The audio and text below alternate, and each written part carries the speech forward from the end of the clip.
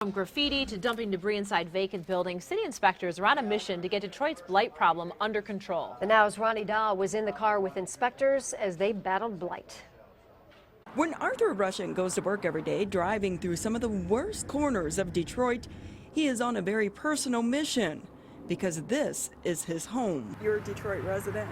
Yes, I am. So what you're doing is helping your neighborhood, really. I am. Russian is one of 6 inspectors with Detroit's Building Safety, Engineering, and Environmental Department assigned to tackle the Motor City's blight by holding property owners responsible.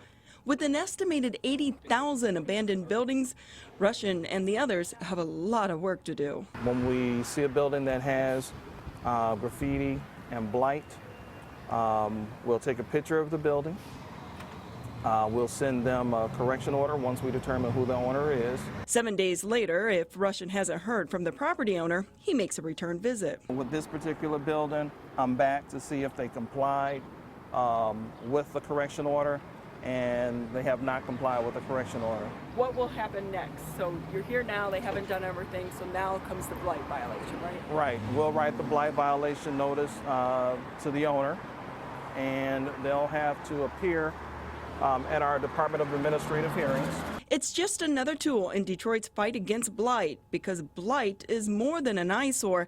It's like a disease invading neighborhoods, stealing dreams. I intended to make it a laundromat when I first purchased the property. When Eva Crowley purchased this small building on Detroit's east side, she never intended for it to end up looking like this. I used to have it cleaned up, and as soon as I cleaned it up, they would dump. Put a fence around it. I come back the next day, the fence will be gone. Fed up, she sold the property on land contract just over a year ago. I decided, okay, this is enough. Even then, she couldn't walk away. When she spotted someone stealing some bricks from the new owner, she stepped in. I carry a shotgun most of the time because I trap shoot a little bit.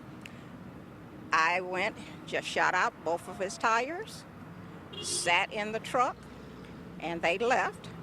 And I called the owner, and he came and unloaded his bricks off. It can be a vicious cycle. Metal thieves destroy property, graffiti artists damage it.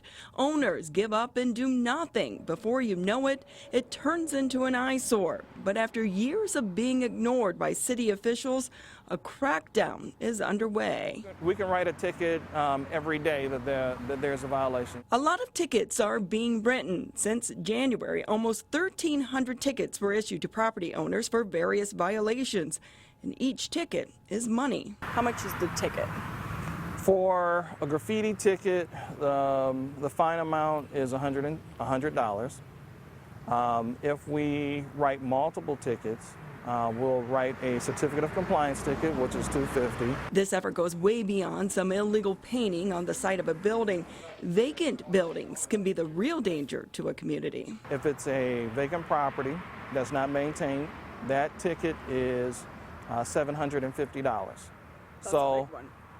And we could write another ticket if the property is vacant and is not registered as vacant property. It's another $250 ticket. The effort is paying off. Crews up and down the major roadways in the Motor City. You'll notice more and more buildings are being boarded up and the graffiti is gone. For property owners who don't comply, city workers do the job, and the cost is tacked on to the bill. That could get expensive. Very expensive. There is no magic wand to wash the city clean overnight, but things are happening. It's a new day in Detroit. One day at a time. In Detroit, Ronnie Dahl, 7 Action News.